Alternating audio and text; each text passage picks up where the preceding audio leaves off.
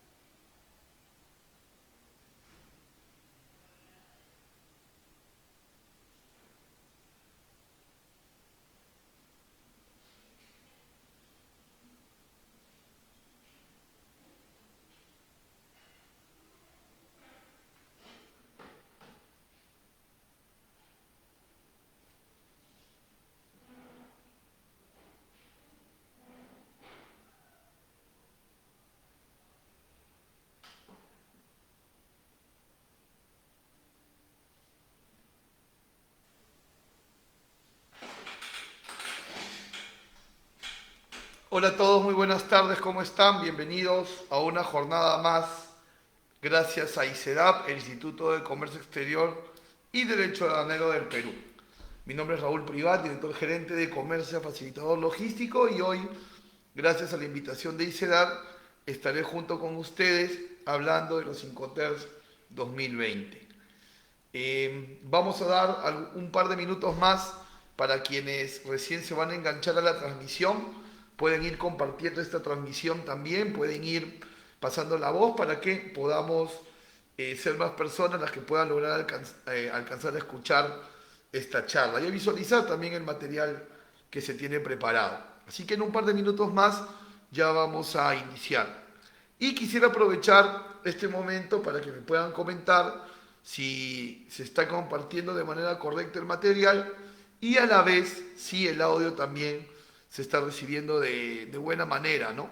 Y adicional, si pudieran comentarme sus nombres, desde qué parte siguen esta transmisión, para poderles mandar un saludo también, ¿no? Ya en breve vamos a iniciar con el tema.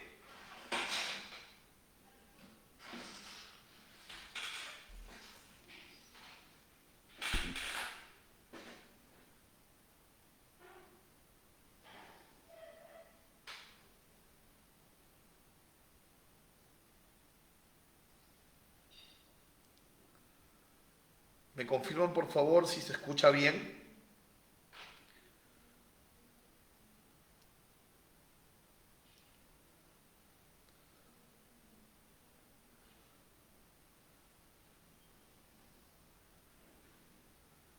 Esta charla y visualizar también.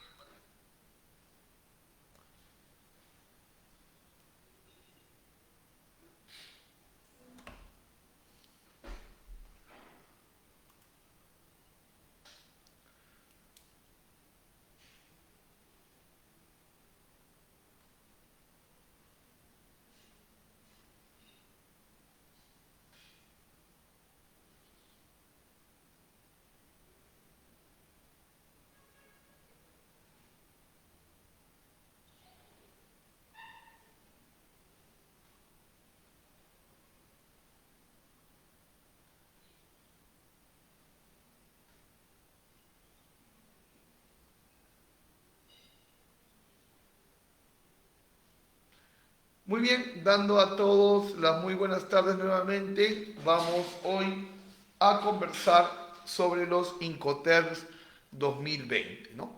Y a propósito de este nombre, empecemos por ahí, ¿no? Los Incoterms, digamos que tienen esta cuña de nombre 2020 porque los Incoterms son revisados cada 10 años, ¿no? Los Incoterms terminan siendo una iniciativa de la Cámara de Comercio Internacional en pro de eh, establecer, delimitar responsabilidades de quien vende y quien compra, ¿no? Finalmente el espíritu de la Cámara de Comercio Internacional siempre ha sido ese, ¿no? Delimitar las responsabilidades de quien vende y de quien compra.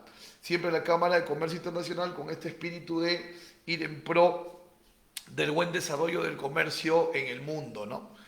Entonces la Cámara de Comercio Internacional, contrastando, digamos, la teoría versus la práctica, porque una cosa es estar sentado en una oficina en la Cámara de Comercio Internacional y hacer los Incoterms, y otra es ver cómo funcionan en la cancha. Es por eso que cada 10 años se revisa, para retirar algunos Incoterms que de repente prácticamente no son viables, en la práctica no son viables, para, por ejemplo, agregar otros, ¿no? En fin, y esto es muy positivo, el hecho de que se revisen los Incoterms cada 10 años es muy positivo, porque no quiere decir que la CCI, la Cámara de Comercio Internacional, entiende que existe siempre una brecha entre la teoría y la práctica, ¿no? Entonces, vamos a decir así, son 10 años de observación de la teoría versus la parte pragmática, ¿no? Y la tendencia, desde finales de los años 20, que empezaron los Incoterms, la tendencia a hoy siempre ha sido el hilo recortando, ¿no? El hilo recortando. Entonces, en la actualidad tenemos 11 Incoterms. En la versión 2000, por ejemplo, teníamos 13. En la versión 2010 ya pasamos a tener 11. Y ahora en la versión 2020 también tenemos 11, pero con algunas variaciones, ¿no? Entonces es importante entenderlas porque estas reglas nos van a acompañar durante 9 años más, ¿no? Recién tienen un año, casi 2, de ejercicio. Muy bien, entonces vamos a empezar proponiéndonos una pregunta, ¿no? Los Incoterms son leyes, son normas, son prácticas. ¿Qué vendrían a ser los Incoterms? ¿Son acaso marcos legales? ¿Existe acaso un marco del derecho comercial internacional que reglamente los Incoterms?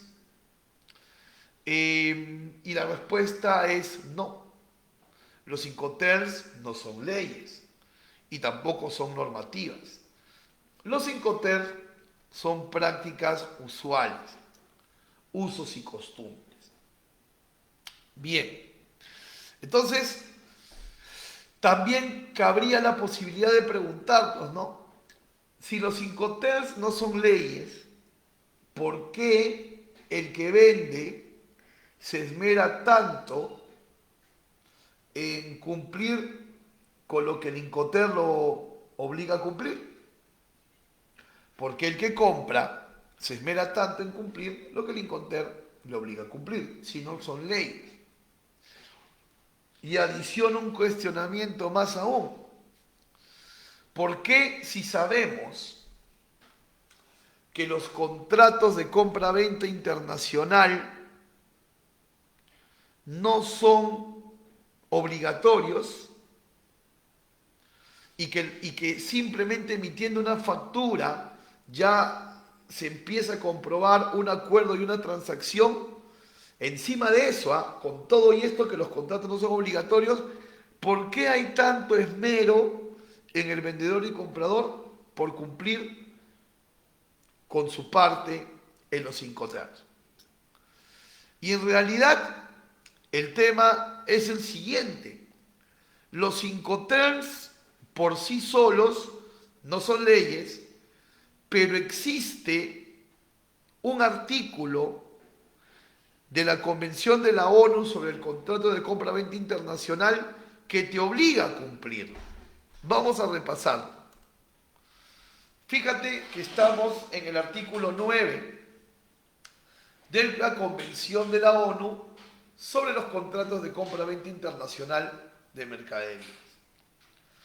Y vamos a revisar lo que dice el artículo 9 de esta Convención de la ONU, inciso 1. Y esta Convención de la ONU sobre los contratos de compra-venta internacional sí es derecho comercial internacional, ¿ah? O sea, vendedor y comprador pueden iniciar una disputa apelando a este marco normativo. Ojo, ¿ah? Entonces, ¿cómo los Incoterms se integran en este marco normativo? Aquí en este momento vamos a darnos cuenta y vamos a descubrir por qué, a pesar que los contratos no son obligatorios y a pesar que los Incoterms no son leyes, existe un gran esmero del vendedor y comprador por cumplir con su parte. Fíjate por qué. Lee junto conmigo el inciso 1 del artículo 9. Dice: las partes quedarán obligadas por cualquier uso en que hayan convenido y por cualquier práctica que hayan establecido entre ellas. Entonces, ¿qué son los Incoterms?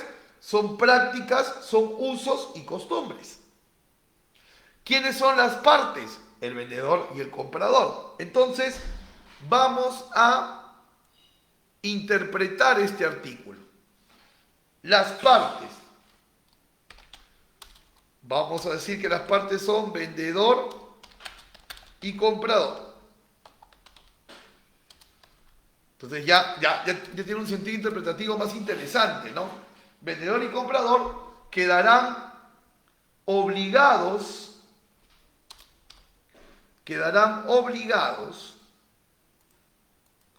por cualquier uso. Y los Incoterms son usos y costumbres comerciales. Entonces, quedarán obligados por cualquier Incoterm en que hayan convenido y por cualquier práctica. El Incoterm también es una práctica. Entonces, mira la interpretación. Tiene más sentido, ¿no? Vendedor y comprador quedarán obligados por cualquier Incoterm en el que hayan convenido y por cualquier Incoterm que hayan establecido entre ellos. Entre ellos, ¿no? ¿Y qué quiere decir entre ellos?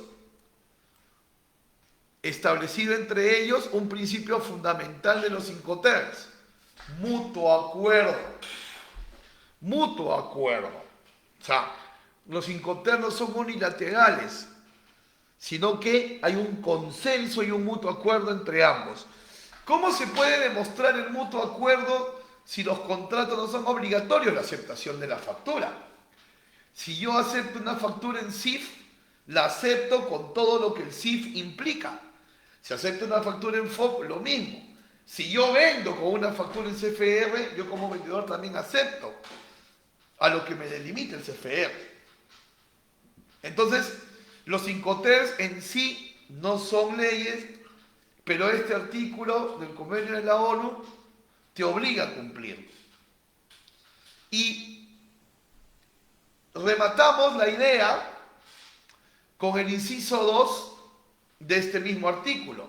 Dice: salvo pacto en contrario, se considerará que las partes han hecho tácitamente aplicable al contrato o a su formación un uso del que tenían o debían haber tenido conocimiento.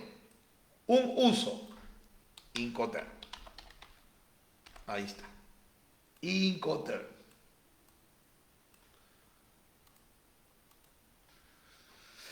Salvo pacto en contrario, se considerará que las partes han hecho tácitamente aplicable al contrato o a su formación un Incoterm del que tenían o debían haber tenido conocimiento y que en el comercio sea ampliamente conocido. Entonces, creo que ya queda clarísimo hasta aquí por qué vendedor y comprador tienen que esmerarse tanto en cumplir con su parte del trato, ¿no? En cumplir con su parte pactada. Continuamos entonces.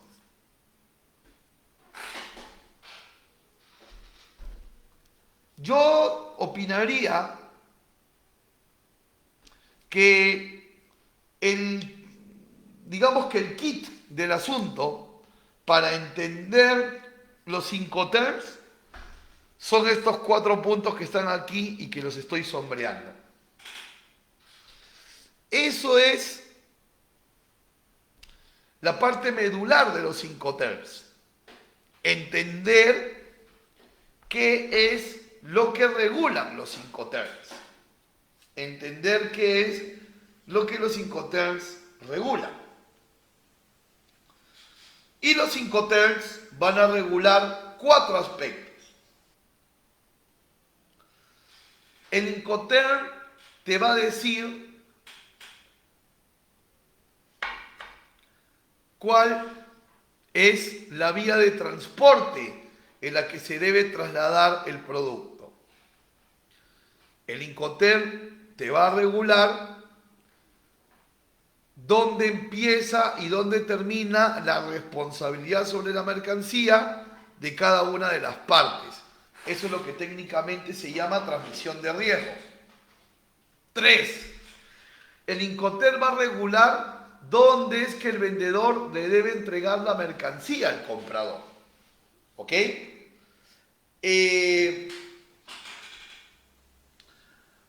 Un lugar puntual, ojo, un lugar puntual.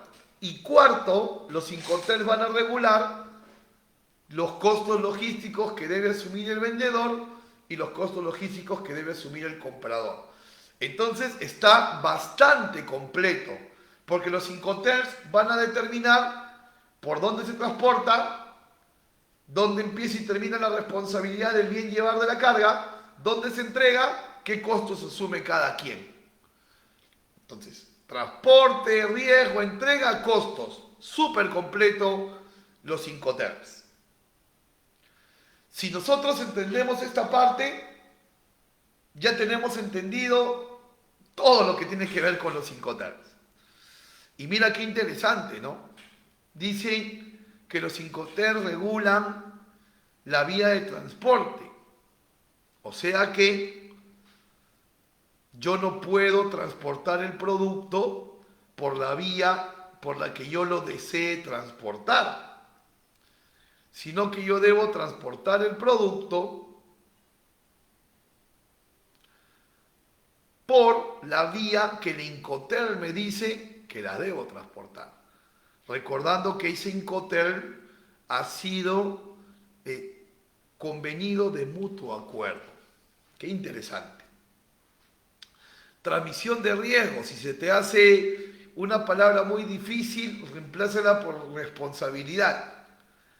El Incoterm precisa hasta qué punto de la cadena el exportador es el responsable por si la mercancía se rompe, se incendia, se la roban. Anyway, cualquier siniestro que pueda pasar por ella. Y el Incoterm te dice que ahí donde termina pues la responsabilidad del vendedor, empieza la del importador, ¿no? ¿Ok?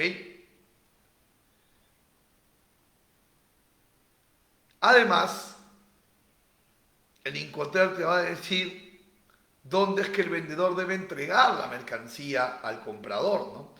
Entonces, ese concepto de entrega puede ser en origen, en destino, y si es en origen, de repente en el puerto, al costado del buque, y si es en destino dentro de la nave, descargado de la nave, en la puerta, etc.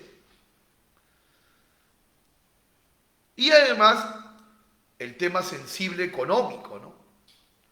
Si de repente hay un sobrecosto operativo, el Incoterm dirá quién debe asumir el sobrecosto operativo, ¿no? Falta pagar la descarga. ¿Quién la paga? ¿El vendedor o el comprador? Tenemos que mirar el Incoterm. Oye, hay que paletizar porque no podemos trasladarlo suelto. ¿Quién debe pagar la paletización? ¿El vendedor o el comprador? según el Incoterm. ¡Ey! Tenemos que hacer recambio de hielo seco en tránsito para que no se rompa la cadena de frío. ¿Quién lo debe pagar? El Incoterm lo va a determinar. Entonces, bastante completo todas las áreas que toma los Incoterms.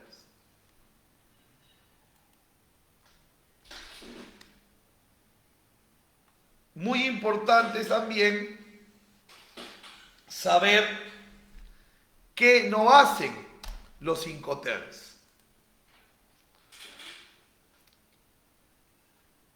Y aquí debemos de dejar bien claro lo siguiente.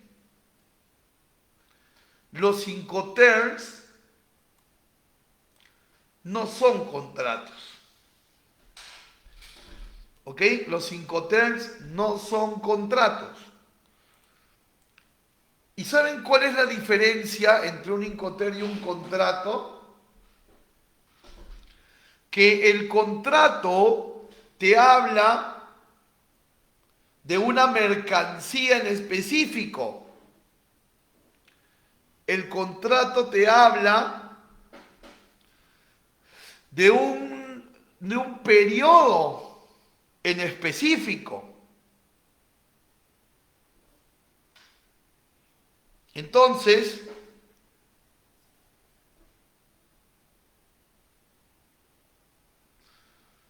no puede ser un contrato igual a un Incoterm, porque como vuelvo a reiterar, los contratos especifican tipo de embalaje, tipo de producto, temperaturas, lugares de traslado, cuotas para pagar.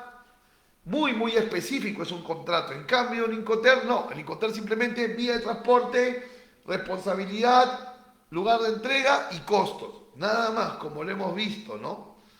Entonces, los Incoterms, ténganlo clarísimo, los Incoterms nunca se van a ocupar de si es crédito o al contado, jamás. Los Incoterms no se van a ocupar de si hay que pagar una propiedad intelectual o una licencia. Los Incoterms no se van a ocupar de una reducción arancelaria por TLC, no. Los Incoterms solo se ocupan de 4 cosas y lo voy a volver a poner aquí.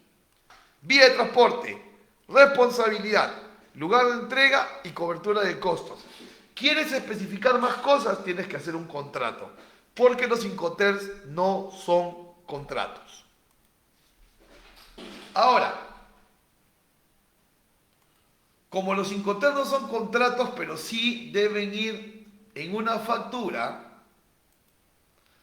entonces, una interesante recomendación que hace la Cámara de Comercio Internacional.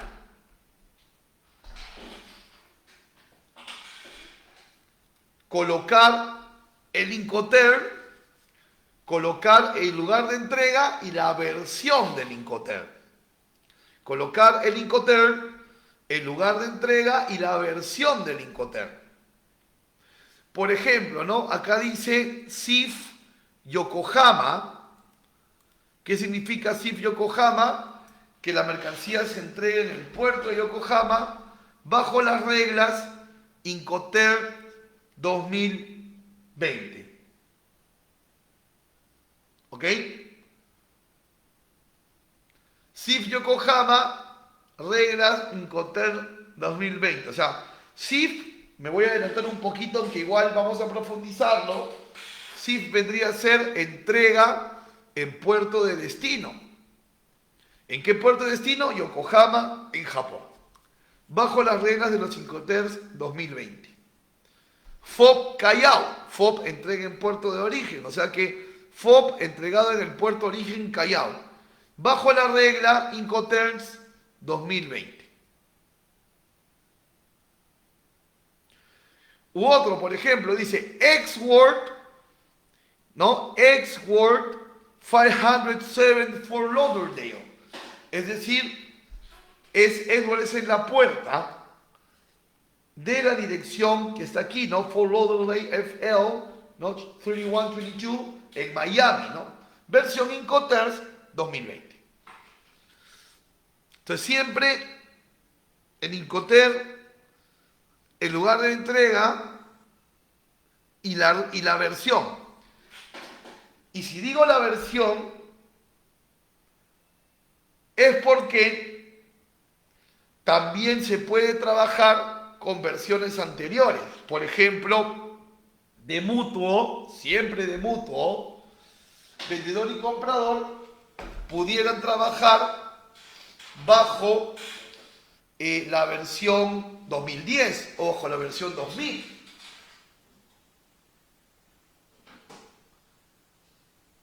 Obviamente lo que no pueden hacer es trabajar bajo un Incoterms que ya no existe, pero sí pueden trabajar bajo los Incoterms existentes de versiones anteriores. Todo siempre de mutuo acuerdo, ¿no? Siempre de mutuo acuerdo.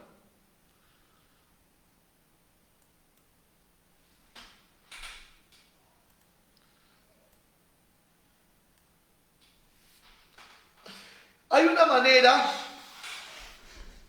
de esquematizar los Incoterms, ¿no? Y esta manera es por las siglas con las que empieza el Incoterms. Por las siglas por las que empieza el Incoterms. Por ejemplo, podemos dividirlas en grupo E, grupo F, grupo C y grupo D. Los Incoterms grupo E son aquellos donde el vendedor vende en su puerta.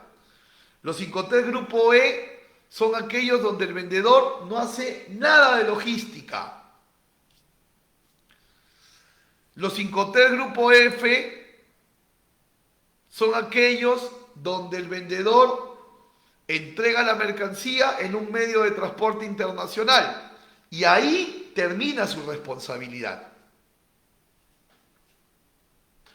Los del grupo C son aquellos donde el vendedor también contrata el transporte internacional, pero no asume los riesgos del transporte.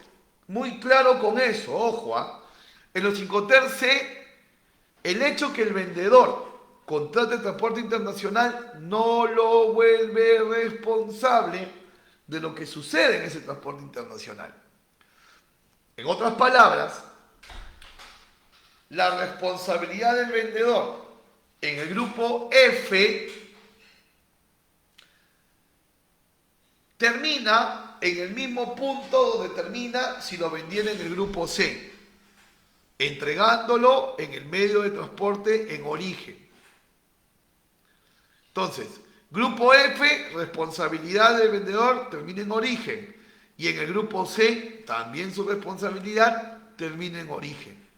Por favor, debemos de entender que el hecho que en el grupo C el que vende contrate el transporte internacional no significa que sea responsable por ello. Para esa responsabilidad existe un seguro que algunas veces puede ser tomado por el vendedor y otras veces puede ser tomado por el comprador. En los Incoterms grupo D, ahí sí el vendedor es responsable hasta la entrega. Y una característica es que en cualquiera de los Incoterms grupo D, la entrega siempre va a ser en el país de destino. Entonces aquí sí, en los Incoterms grupo D, el vendedor asume todos los riesgos hasta entregarlo al comprador. Y siempre en un Incoterms D lo va a entregar en el país de destino. Entonces, si tú quieres volver al vendedor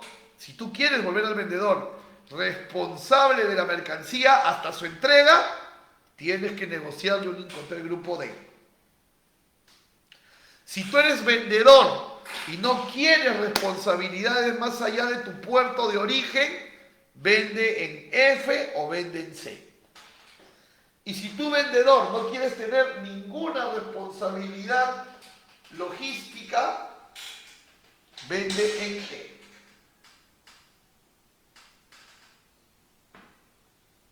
Esa es la manera como lo debes de entender.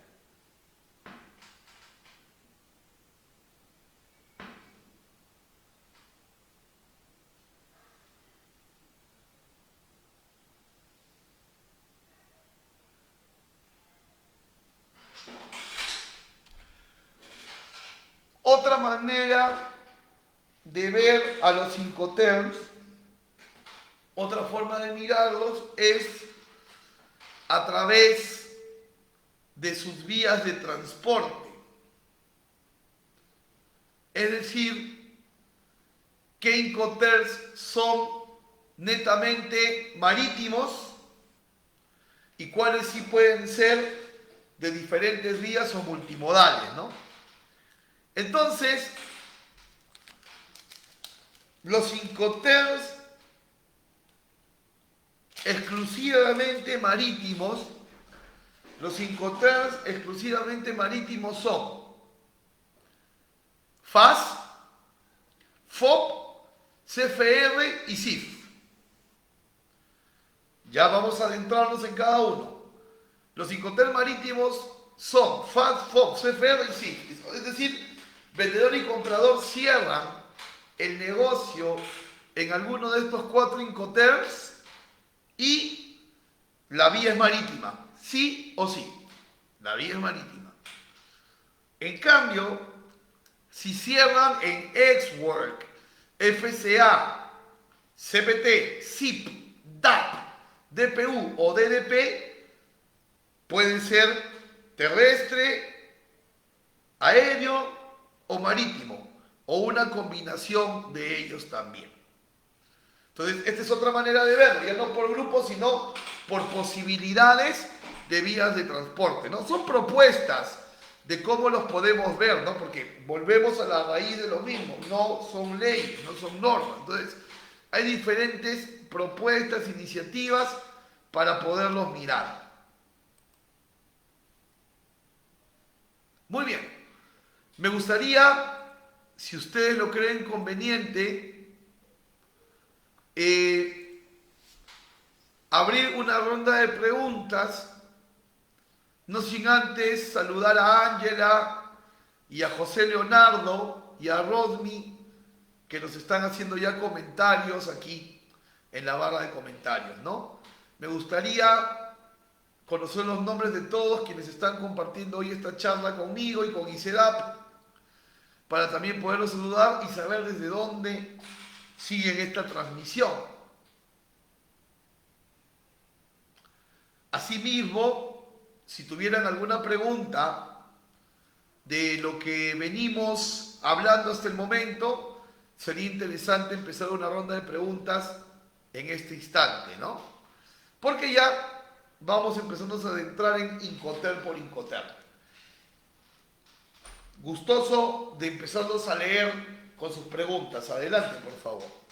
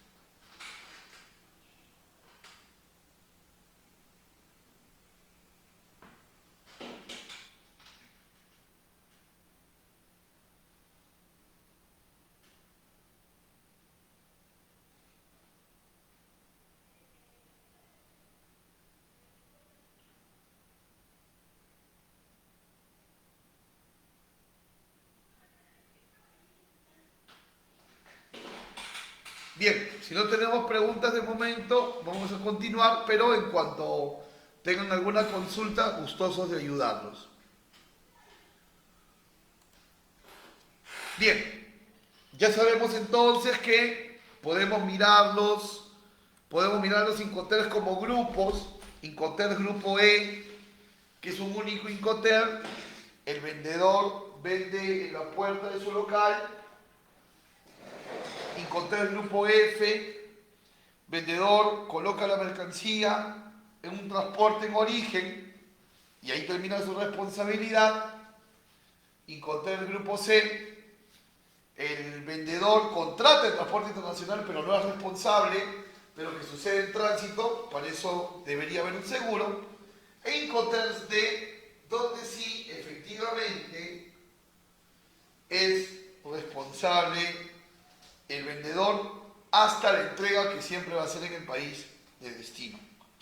Luego, los Incoterms se pueden ver también con una visión de vía de transporte, ¿no? Donde encontramos Incoterms netamente marítimos y otros que son multimodales.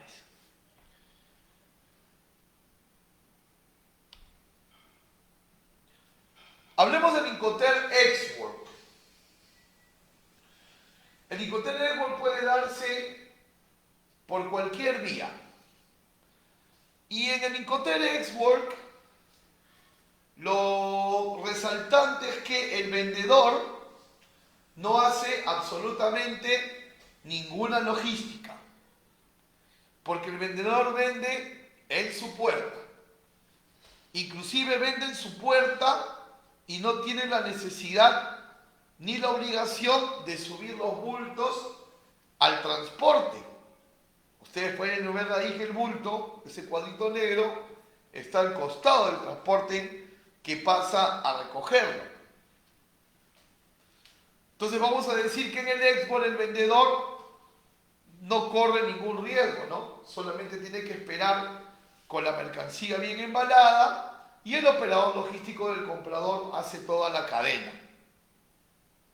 Todo siniestro que ocurriera de la puerta del vendedor para afuera es responsabilidad del comprador. Todo costo de la puerta del vendedor para afuera es responsabilidad del comprador también, ¿no? Y en el export habría un par de análisis interesantes que hacer.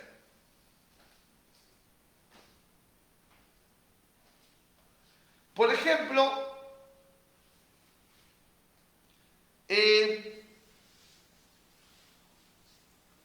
se considera que el vendedor es un exportador cuando está vendiendo en export. Esa es una pregunta que mucha gente se hace.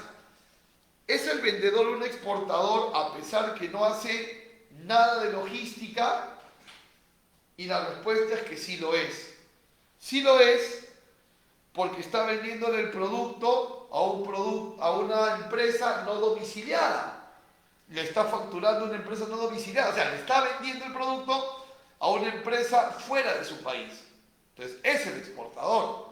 El hecho que no suma costos de exportación no lo relega a no ser exportador, porque finalmente se cumplen los supuestos de venta a uno domiciliado, o sea, una empresa extranjera que no tiene residencia en el país local, y obviamente también hay una transferencia y un pago desde otro país, ¿no? Entonces, si es una exportación para el exportador y en la declaración aduanera va a figurar como exportador el vendedor, definitivamente.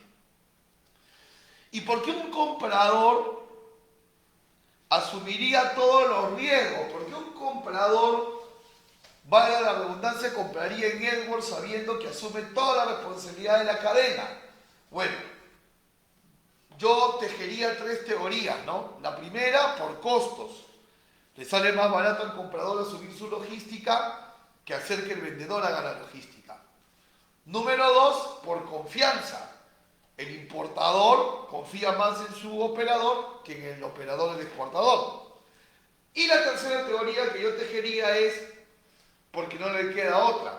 Es decir, la empresa a la que le está comprando es tan grande que esa empresa grande pone las condiciones y dice o export o nada.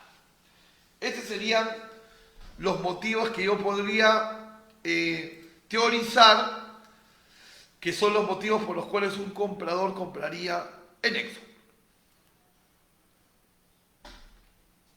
Incoterm FCA. En el Incoterm FCA, el vendedor ya sale de su local. El vendedor sale de su local. Y el vendedor es responsable y hace la entrega en el medio de transporte designado por el comprador. Todo en origen. Todo en origen. Vendedor entrega y asume responsabilidades hasta dejar la mercancía en un medio de transporte designado por el comprador en origen.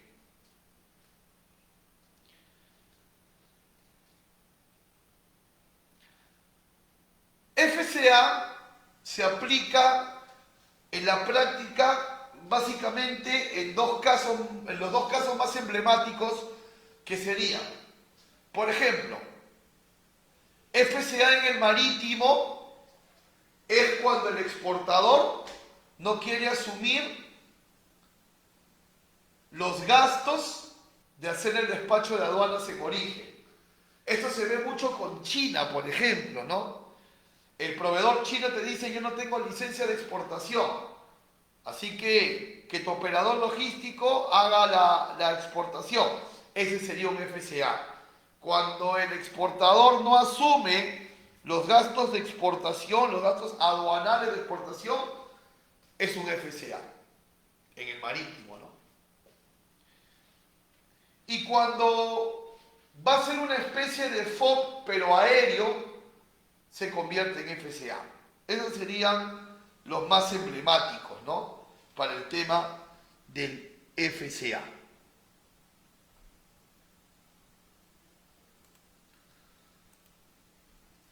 Luego tenemos el transporte CPT. CPT es un Incoterm que se usa normalmente en el tema aéreo. En el tema aéreo. Y en este caso el vendedor va a trasladar la mercancía hasta el aeropuerto de destino. Y ahí va a terminar su entrega. Pero recuerda que la responsabilidad del vendedor terminó en el aeropuerto de origen. Porque Incoterm Grupo F y Grupo C, en ambos la responsabilidad del vendedor termina en origen, ya lo hemos dicho. Entonces, en CPT el vendedor entrega en el aeropuerto de destino, sí, pero su responsabilidad termina en origen. ¿Qué pasa si en el medio del transporte internacional, en el medio de la travesía, sucede algo con la carga? El comprador va a tener que reclamarle a la aerolínea, a través del agente de carga, pero a la aerolínea.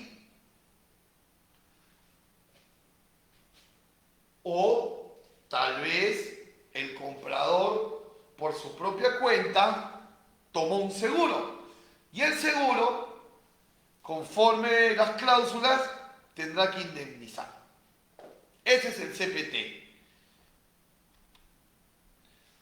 El Incoterm SIP es un Incoterm que también es de la vía aérea.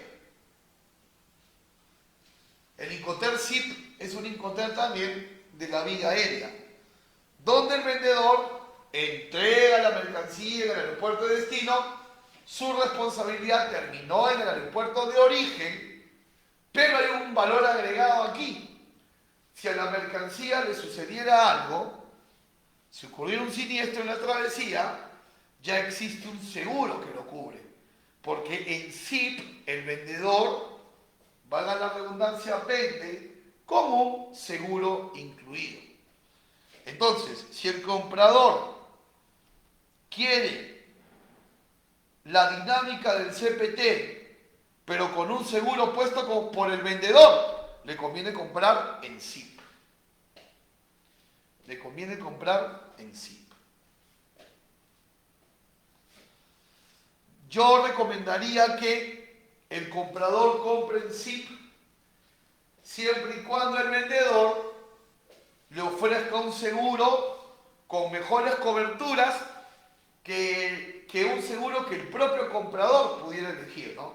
Si yo como comprador veo que mi seguro tiene menos cobertura que el seguro que me pone mi vendedor, le compro en SIP. Pero si mi propio seguro, yo comprador, mi propio seguro tiene más cobertura que el del vendedor, mejor le compro en CPT.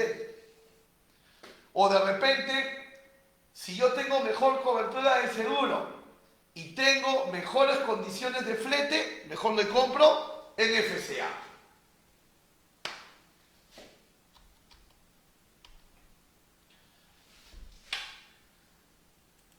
Vamos al Incoterm DAP. Incoterm DAP, conocido también como el DAP. DAP, Delivery at Point. Recuerden que los Incoterm Grupo D son aquellos donde la entrega del vendedor siempre va a ser en el país de destino. En diferentes lugares, según el tipo de Incoterm D, pero va a ser en el país de destino. En el caso del DAP, tú imagínate que el DAP es un Incoterm puerta a puerta. Es decir, en el DAP la responsabilidad, la entrega y los costos los asume el vendedor hasta la puerta del comprador. ¿Ok? Entonces, por ahí vas a notar DAP, puerta a puerta. Costos, entrega, responsabilidad del vendedor hasta la puerta del comprador. Con una excepción, los aranceles y tributos que se generen en el país de nacionalización son asumidos por el comprador. Entonces, el vendedor en DAP asume todo el puerta a puerta, excepto los tributos que se puedan generar por la nacionalización propiamente en el país de destino. Luego tenemos otro Incoterm, el Incoterm DPU.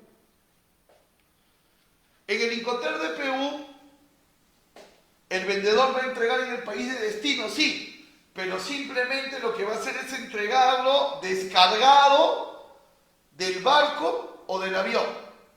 Simplemente descargado del barco o del avión. O sea que no hay nacionalización por parte del vendedor, ni tampoco hay entrega hasta puerta del comprador. Simplemente lo descarga del medio de transporte. Pero lo vuelve responsable de todo, ¿no?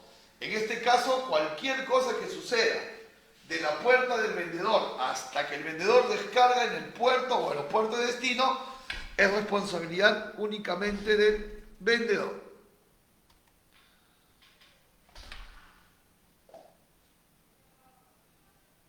Luego tenemos el Incoterm DDP. Incoterm DDP. Aquí sí es una logística por parte del vendedor, una logística total, una logística puerta a puerta con los pagos de aranceles incluidos. O sea que aquí el exportador asume el 100% de la responsabilidad y el 100% de los costos. Y cuando hablo de 100% de los costos, hablo incluido los aranceles que se pagan en destino, ¿no? ¿Ok? Los aranceles que se pagan en destino.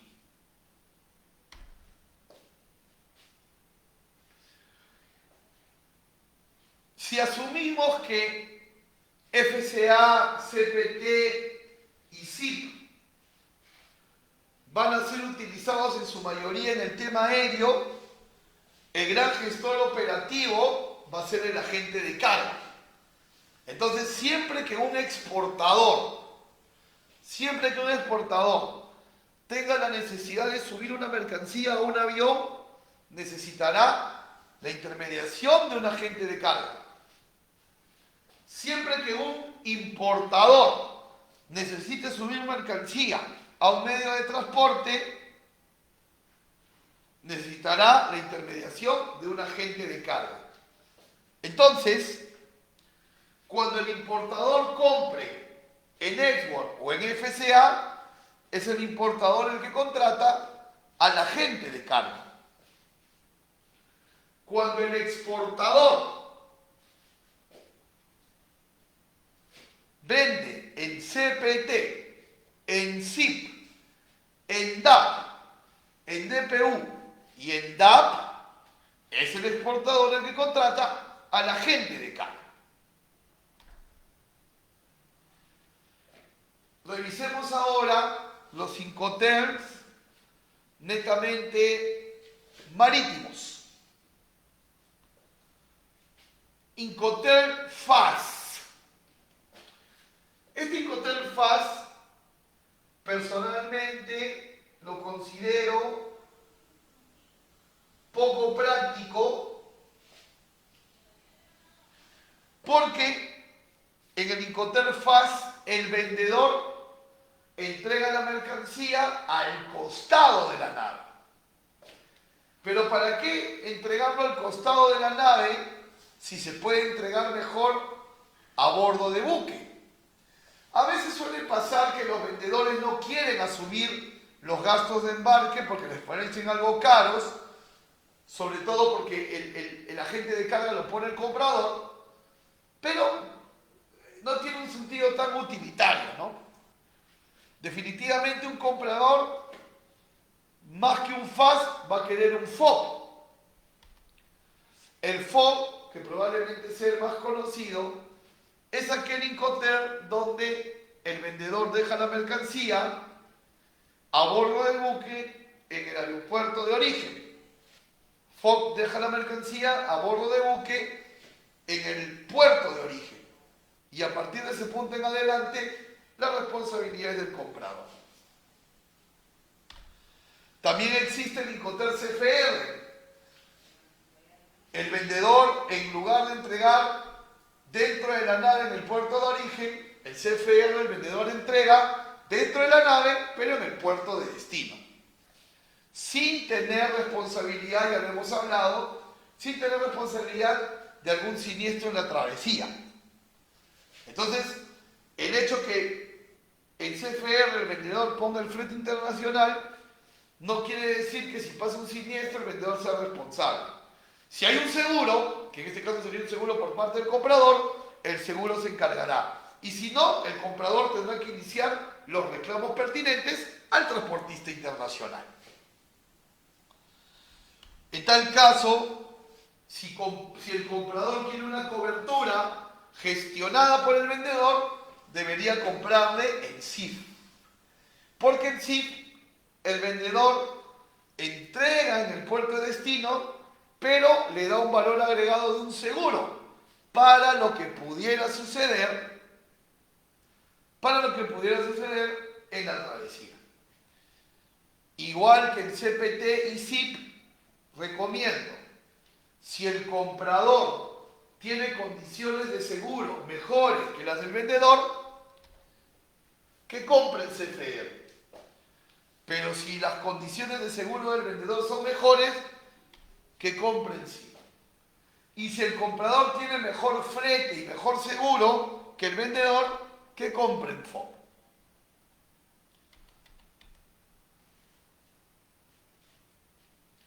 Siempre el agente de carga es el gran gestor operativo y en estos casos de marítimo, el exportador contratará al agente de carga cuando venda en CFR, cuando venda en SIF, cuando venda en DAP, en DPU o en DDP.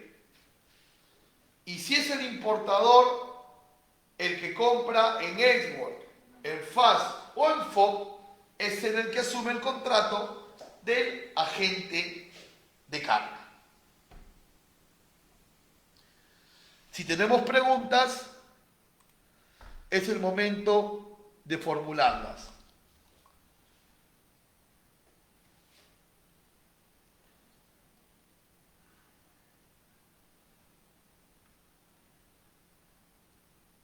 Revisen las anotaciones que hayan podido hacer durante el desarrollo de la ponencia y si tienen alguna pregunta, es el momento ideal para poderla plasmar. Yo encantadísimo de poderlos ayudar y poderles responder.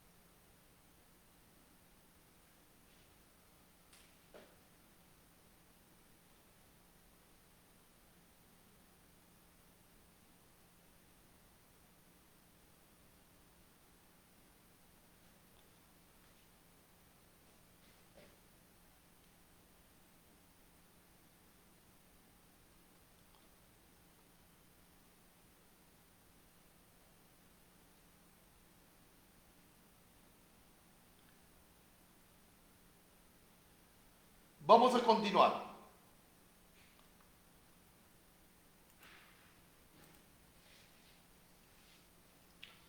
A ver, por ejemplo, ¿cuáles serían las ventajas de un importador cuando compra en Ex-Work, en FCA o en FOB? ¿Cuáles serían las ventajas del importador si compra en Ex-Work, en FCA o en FOB? Ventaja número 1, puede consolidar proveedores. Puede consolidar proveedores. Es decir, si el importador tiene 3 proveedores en Alemania, puede comprarles a los 3, juntarlos en un mismo puerto de origen y traer todo el despacho en un solo envío y aquí pagar un solo costo de nacionalización. Entonces, para aquellos que tienen más de un proveedor en origen, le viene bien el Ex-Work, el FCA o el FOB. 2. En el marítimo, yo siempre recomiendo que el importador compre en Ex-Work, en FCA o en FOB. ¿Por qué? Porque eso significa que el importador va a asumir los costos del flete internacional y por lo tanto sus gastos de descarga al llegar el contenedor, de desconsolidación y demás van a ser más económicos porque vienen ofertados junto con el flete. En cambio, si hace que el flete lo asume el vendedor, no hay manera de negociar esos gastos de llegada. Y otra ventaja es que tiene un mejor control sobre el seguro si es que desea asegurar la mercancía, ¿no? Porque sería un seguro puesto por el propio importador y no por el exportador. Se entiende que importador igual comprador, vendedor igual exportador, ¿no? Luego, por ejemplo, una ventaja del exportador de vender en Ex-Work es que minimiza los riesgos, ¿no? El exportador en Ex-Work, digamos que vende en su puerta, entonces no arriesga nada del traslado físico de la mercancía. ¿Y cuál sería la ventaja del exportador de vender en FOB? Una muy importante, que a veces no se analiza, que tiene mayor base para cobrar el drawback. Porque se dice que el drawback es la devolución del 3% del FOB, o sea, ese es el cálculo, ¿no? Para la devolución, para la restitución, se calcula el 3% del FOB, pero la normativa dice que se calcula el 3% del FOB siempre y cuando el vendedor haya vendido en un Incoterm de FOB para adelante. Pero si vende un Incoterm detrás de FOB, como FAS, como FCA o como Ex-Work, se le calcula el 3% sobre el FAS, el FCA o el Ex-Work. Entonces, si quieres tener una mayor base, debes vender en FOB. Y vendiendo en FOB también tú tienes un mejor control del proceso aduanero, porque el exportador pone su propio agente de aduana en FOB. En cambio en Export, el agente de aduana en origen lo pone el comprador. Y entonces si por ahí se da alguna infracción, una mala declaración, pueden empezar los problemas, ¿no? Entonces en FOB, el exportador tiene más control sobre el proceso de aduanas origen y sobre el control del embarque. No olvidemos que el CIF, el Incoterm CIF, siempre va a ser el Incoterm que se usará como base imponible para el cálculo de los derechos de importación, ¿no? Que independiente del Incoterm en el que compres, siempre se va a tener que construir un CIF para poder tributarlo. El importador puede comprar en FOB, pero se le sumará el flete y el seguro y se tributará el CIF. El importador puede comprar en CFR, pero se le sumará el seguro que se ha contratado o el seguro de tabla para armar el CIF. O sea, eso debemos entenderlo, ¿no? Compres en el Incoterm que compres, siempre la tributación será sobre el CIF y hay formas aritméticas de armar este CIF solo para fines tributarios.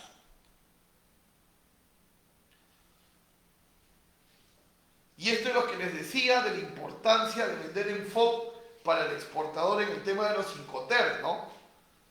Porque el monto a restituir se basa en el cálculo del 3% del FOB. Pero mira qué dice la normativa, ¿no? En el segundo rectángulo. La normativa del NORMAL dice, cuando las exportaciones son pactadas bajo los Incoterm Export, FCA y FAS, el monto a restituir se calcula sobre el valor FOB consignado en la data de exportación, excluyendo los gastos que no fueron asumidos por el exportador. En otras palabras, si vendes en Export, en FCA o en FAS, se te restituirá sobre el cálculo del 3% del Export, del FAS o del FCA.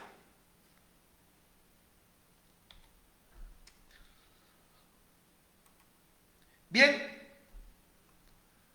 espero que esta charla y esta jornada haya sido de su agrado, que lo que hayan escuchado hoy les haya parecido información interesante, información que pueden aplicar y que sientan tal vez después de esta charla que sus conocimientos de Incoterm se han incrementado. Ese es de todo corazón mi deseo.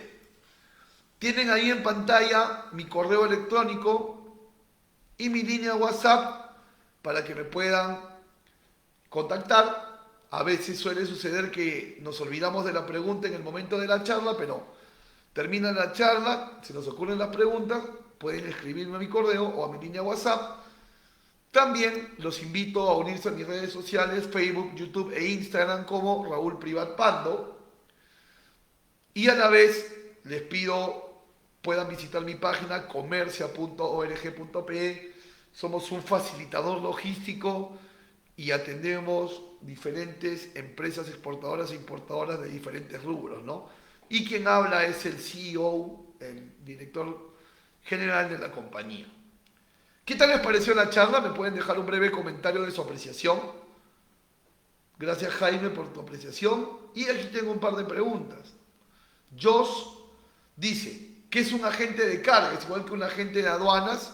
A ver, Jos, un agente de carga es el intermediario entre el exportador o importador, depende del Incoterm, y el medio de transporte. O sea, todo dueño de mercancía que necesita subir sus productos a un avión o a un barco para poder hacer comercio, necesita un agente de carga como intermediario para subir esa mercancía. Mientras que un agente de aduanas es el que, una vez arribada la mercancía, te ayuda a hacer los trámites para que la aduana te dé el levante, ¿no? Esa es la diferencia. Yo espero haberte ayudado con la respuesta. También puedes contratar a un operador logístico integral que te haga las veces de agente de carga y las veces de agente de aduana, ¿no?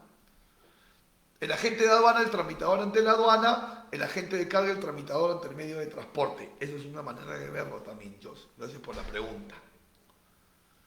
Jaime nos dice, ¿el costo del transporte es en función al volumen y al peso? Correcto. Los fletes internacionales se cobran según volumen y peso en el tema aéreo, ¿no? Por kilos o por centímetros cúbicos. por kilos, el peso que arroja el almacén, el peso que arroja el almacén aduanero, y en volumen, por la fórmula largo por ancho por alto en centímetros, dividido entre 6.000, multiplicado por el número de bultos, ¿no? En mi canal de YouTube puedes ver esos cálculos, estimado Jaime.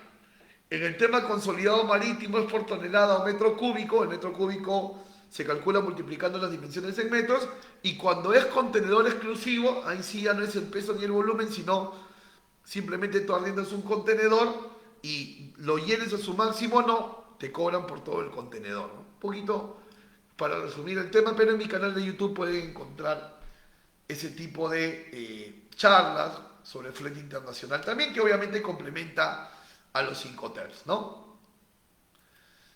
Valerio dice: ¿qué página me recomienda para comprar por internet de otro país? Amazon, eBay, AliExpress son las recomendadas, ¿no? Un saludo para Natalie Salvatierra y para Elizabeth Morón también, que nos están siguiendo. Muchísimas gracias por seguirnos. ¿Qué tal les pareció la charla de hoy? Me gustaría que me dejen un breve comentario. Queden siempre muy atentos a la programación que tiene el Instituto de Comercio Exterior y Derecho Aduanero del Perú para ustedes, ICEDAP, que siempre les brinda los mejores temas, las mejores charlas, los mejores programas de capacitación en comercio exterior y aduanas. A nombre de ICEDAP, a nombre propio y a nombre de la compañía que represento, Comercio Facilitador Logístico, les doy a todos mi agradecimiento por haber compartido este tiempo hoy, en esta tarde de sábado. Dios les bendiga grandemente y hasta una próxima oportunidad. Cuídense.